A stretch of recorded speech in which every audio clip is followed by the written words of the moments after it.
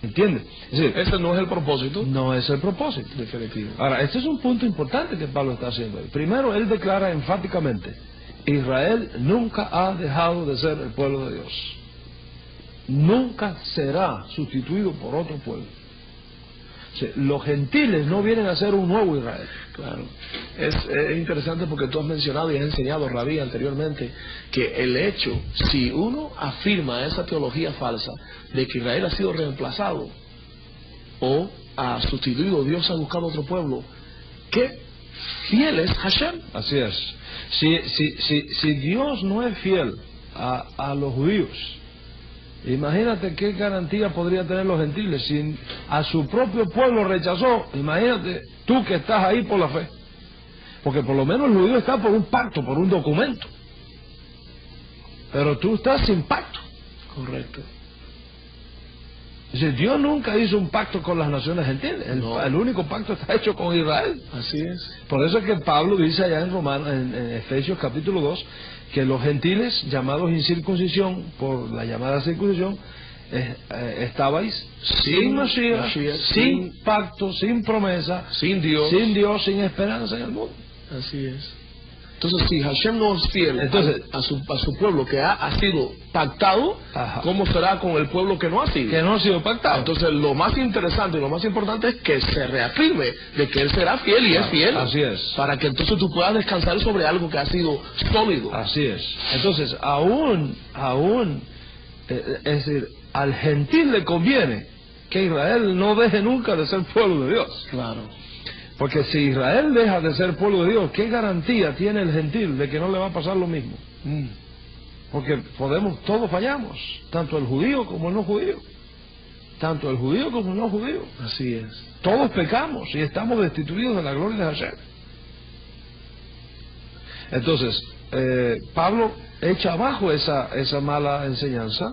Pablo declara que Israel no ha dejado de ser el pueblo de Dios.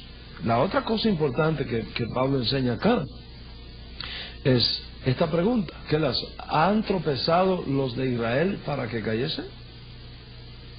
¿Ha tropezado Israel para que cayesen?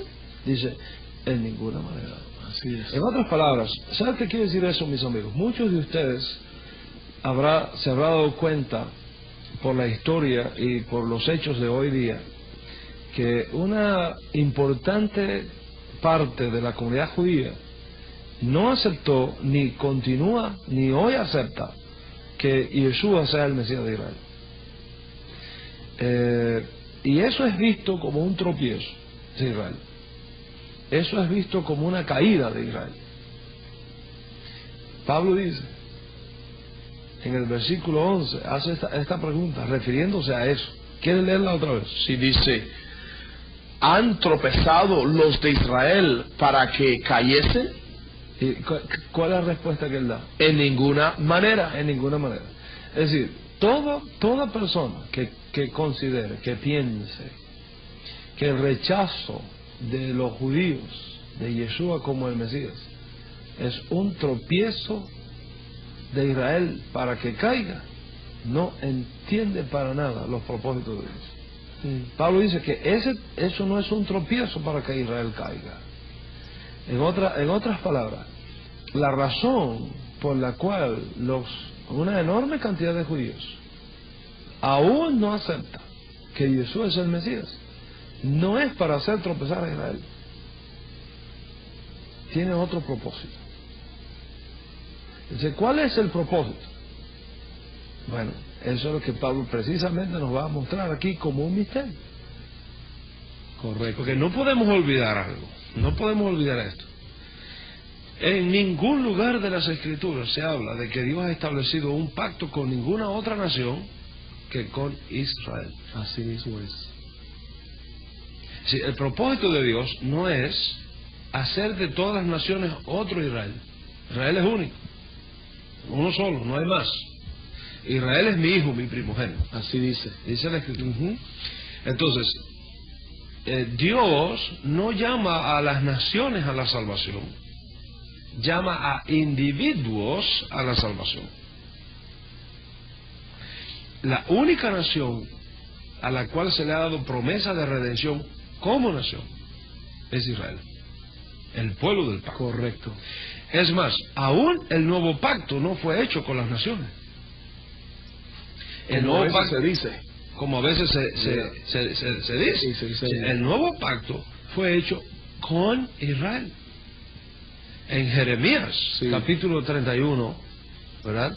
Eso está absolutamente claro y bien documentado, bien establecido. Vienen días, dice el Señor. Así dice. ¿Quieres leer? En los cuales haré nuevo pacto con la casa de Israel y con la casa de Judá. ¿Con quién es hecho el nuevo pacto? Con la casa de Israel y con la casa de Judá. Ese nuevo pacto no está hecho con ninguna otra nación. La casa de Israel y la casa de Judá.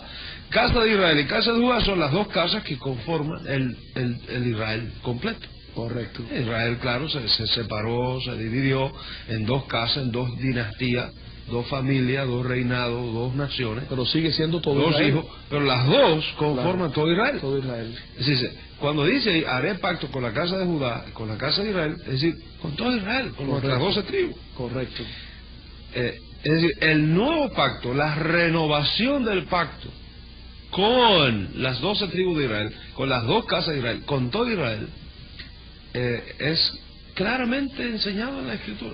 Y que el nuevo pacto no es para las naciones. Entonces, Pablo es muy claro en afirmar en Efesios capítulo 2 que los gentiles están sin pacto y sin promesa. Sí, así lo dice Efesios. Exactamente como estaba nuestro pueblo antes. Nuestro pueblo tiene pacto y promesa, porque Hashem tuvo misericordia de nosotros. Pero nosotros también hubo un momento que no teníamos ni pacto ni promesa, pero a él le plació tomarnos como pueblo de su especial tesoro e hizo un pacto con nosotros. El pueblo de Israel no cumplió su parte con el pacto se dañó, se rompió, pero Dios tenía una provisión dentro del propio pacto que establece que vendría juicio, que vendría disciplina, pero que el pacto sería renovado. Correcto. Y esa renovación del pacto es hecha con las dos casas de Israel. Ahora, si después de todas esas seguridades, después de toda esa promesa, de todas esas provisiones del pacto, exacto, Dios rompe ese pacto y elimina a Israel y se busca otro pueblo, imagínate, claro, que no tiene pactos, entonces, ¿qué seguridad puede tener ese otro pueblo de que no le va a ocurrir lo mismo? Claro. Por eso es que Pablo dice en Romanos 11 que la rama silvestre, eso lo vamos a explicar más adelante, las ramas silvestres no pueden enorgullecerse ni ensoberbecerse contra las ramas naturales, contra los judíos. ¿Por qué? Dice, porque ellos son las ramas naturales, ellos tienen pacto y promesa, pero tú por la fe que está en pie. Así que no te ensoberbezcas si no temes, porque si Dios no perdonó a las ramas naturales, a ti tampoco te perdonará. Dice, no, porque Israel falló y tú también fallas todos los días. Así es. No que Israel violó el pacto, tú también vives violando los mandamientos del Señor. Porque qué hombre hay justo en la tierra que haga el bien y nunca peca. Así es. Todos somos salvos por la gracia de Dios, por la misericordia de Dios. El día de Yom Kippur, el más sagrado día de todo el calendario judío, cuando abrimos el Sidur, nosotros reconocemos, los judíos reconocemos que es por la gracia de Dios. No merecemos nada. Así es. Es la gracia de Dios. Su misericordia, por la misericordia, decía Jeremías, por la misericordia del Señor no hemos sido consumidos. Así es. Porque nuevas son cada mañana. Así que aquí nadie tiene nada que gloriarse. Así es. Todos somos iguales delante de Hashem, ¿verdad? Y estas son las cosas hermosas que estamos tratando acá. Bueno, entonces, el punto que queda claro es que la inclusión de los gentiles en el plan de redención de Dios no tiene la implicación ni el propósito ni de eliminar a Israel ni de sustituirlo como nación del pacto. Si eso es así, ¿cómo explicar el tropiezo? Exacto. Vamos a leer Romanos 11:11 otra vez, ya por favor. Digo pues, ¿han tropezado los de Israel para que cayesen? En ninguna manera. En ninguna manera. Es decir, el tropiezo de Israel no es para caída de Israel. Hay un propósito. Hay un propósito detrás. Es decir, Dios anticipó ese tropiezo, que definitivamente, como dijimos, es un tropiezo. Pero, ¿cuál es el propósito del tropiezo? ¿Quieres seguir leyendo, por favor? Dice, Pero por su transgresión vino la salvación a los gentiles. Ahí está. Por su transgresión, que es la naturaleza del tropiezo, Exacto. vino la salvación a los gentiles. En otras palabras, si el Eterno hubiese permitido que los gobernantes de Israel y los ancianos de Israel hubiesen reconocido la identidad de Yeshua y le hubiesen recibido como rey de Israel, lo hubieran coronado rey, lo hubieran sentado en el trono de David, el reino mesiánico habría empezado y el mundo entero se habría perdido. El mundo entero se habría perdido. Pero Dios, que es rico en misericordia, había prometido a Abraham que en la simiente de Abraham, la cual es Mashiach, Así es. en la simiente de Abraham, todas las familias de la tierra serían bendecidas. O sea, ¿cómo hacer? ¿Cómo hizo Dios para Increíble. que todas las familias de la tierra fueran bendecidas y que Israel no fuera eliminado?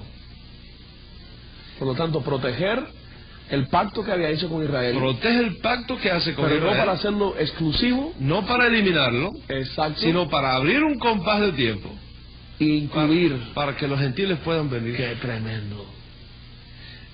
Si hay algo que nuestros hermanos de origen gentil deben agradecer es que los judíos no hayan aceptado a Yeshua como el Mesías. Porque si todo Israel, si todos nuestros gobernantes y reyes hubiesen aceptado a Mashiach como el Mesías, el mundo entero se habría perdido. Es decir, usted tiene que entender, mi amigo, que usted está aquí hoy dentro de esta salvación, o con la posibilidad hoy de venir a entrar en esta salvación tan grande, porque Dios endureció en parte a los judíos. Qué increíble. Para dar tiempo, Claro, abrir un espacio. a que los gentiles pudieran venir al conocimiento. Me gustó mucho, Rabí, la expresión esa, para que esas almas gentiles entren, no tanto las naciones, porque no es pueblo, sino son personas. Sí. Por eso es que dice al que nos redimió de todo pueblo, nación y lengua. Los sacó de entre todos los pueblos, naciones y lenguas para venir a formar parte del Evangelio.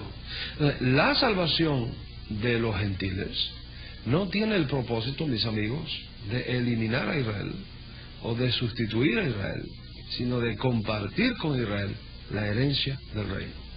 Increíble, qué bueno. Y esa es todavía esa puerta está abierta, pero se está al cerrar, porque cada vez más y más y más y más judíos reconocemos que Jesús es el Mesías. Eso quiere decir, en la misma medida que más judíos van reconociendo que Jesús es el Mesías, la puerta para los gentiles se va cerrando. Y el tiempo para los gentiles se va cerrando. Y cuando este tiempo concluya, entonces todo Israel será salvo. Ahora, la pregunta que me imagino que está en la mente de todos es, si Dios permitió el endurecimiento en parte de los gentiles para poder... En parte de Israel. En parte de los judíos, quiero decir, gracias. En parte de Israel, de los judíos, para que los gentiles tuvieran oportunidad de venir. ¿Qué va a hacer el Señor con estos judíos que han sido privados del entendimiento de la identidad de Yeshua para que el mundo fuese salvo? ¿Los echará Dios? ¿O Él tiene una provisión allí especial para proteger a esos judíos por cuyo endurecimiento la salvación ha venido al mundo? Yo creo que en la muerte de Mashiach hay provisión también para ellos, aunque ellos no lo saben. Es un tema muy rico, muy profundo, pero la Escritura es muy clara en afirmar: todo Israel será salvo. Así dice. Todo Israel será salvo. Entonces, esta es parte del misterio, ¿verdad? Parte del misterio. Por eso es que llamamos a este estudio el misterio de los dos olivos, que estamos tratando y que vamos a profundizar cada vez más. Vamos a ir profundizando y profundizando y profundizando y profundizando. O sea, es importante que usted entienda esto, mi amigo. Estoy trayendo aquí a los estudios estos arbolitos que les vamos a presentar para que usted vea. Imagínense, Pablo está hablando de dos olivos. Imagínate, ya